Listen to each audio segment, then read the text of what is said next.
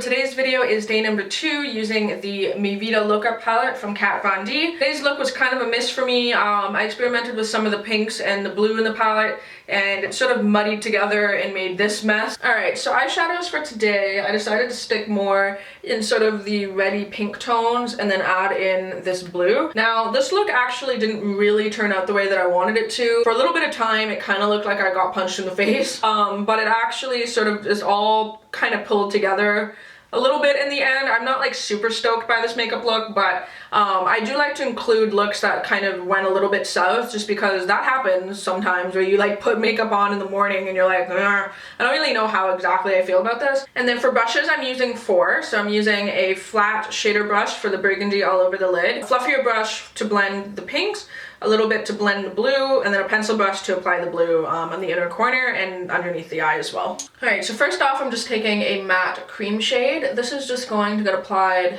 very lightly, just sort of above my crease.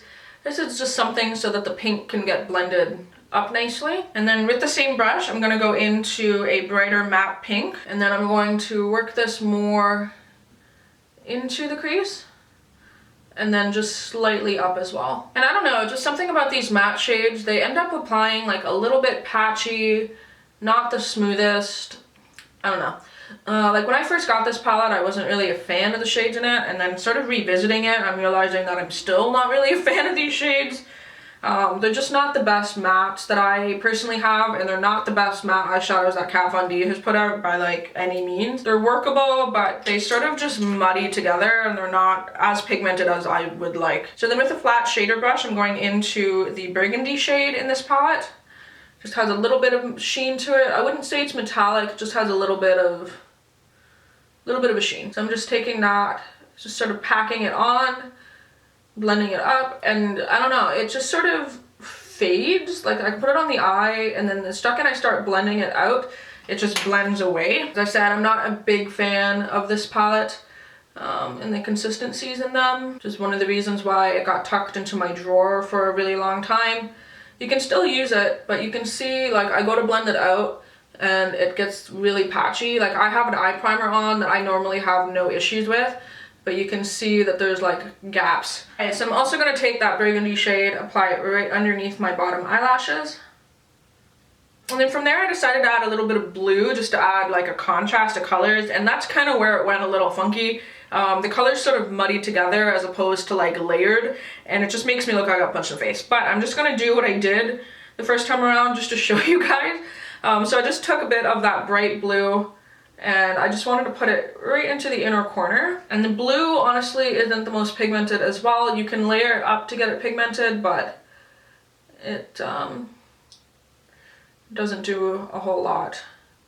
So then I'm sort of just blending it in with the pink, and it does make like a purple shade. It blends together that way nice.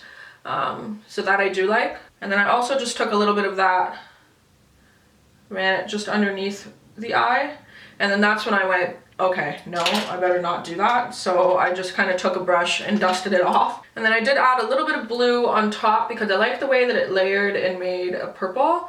And so I added just a little bit of the blue on top on the outer corner. Mixing with that burgundy, it just kind of makes a dark purple. And then just to add a little bit more visual interest and to tie in the blue in the inner corner, I just took a little pencil brush and I made a little dot of blue just right underneath the eye. And then that was it for eyeshadow. So like I said, I wasn't the biggest fan of it, but I just felt like the colors sort of muddied together. But in the end, I was able to kind of save it to a point that I do kind of like the look. Anyway, from here I'm just going to go ahead and apply mascara to the top and bottom and show you guys how I'm going to finish up the rest of the face. Alright, so then for the face, I'm just taking a little bit of NYX Taupe Blush as my contour. Then for my highlight, I'm doing a mix of the Kat Von D Sapphire and Amethyst from the Alchemist palette.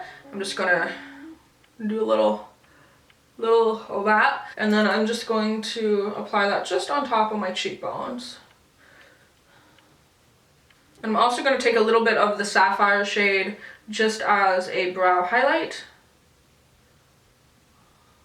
I'm also going to take a little bit of that and apply it just on top of my Cupid's bow as well.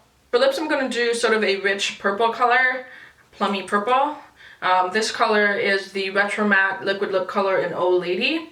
Still just looking for a dupe for this, but for the meantime, I'm going to use it. So then with the lips applied, that is the final look and wraps up day 2 using the Kat Von D Vida Loca palette. So yeah, today kind of just showed me that I'm not the biggest fan of these eyeshadows and that they really weren't as good as I sort of hoped they were back then when I bought them. There's just so many better mattes out there that don't sort of muddy together, and yeah.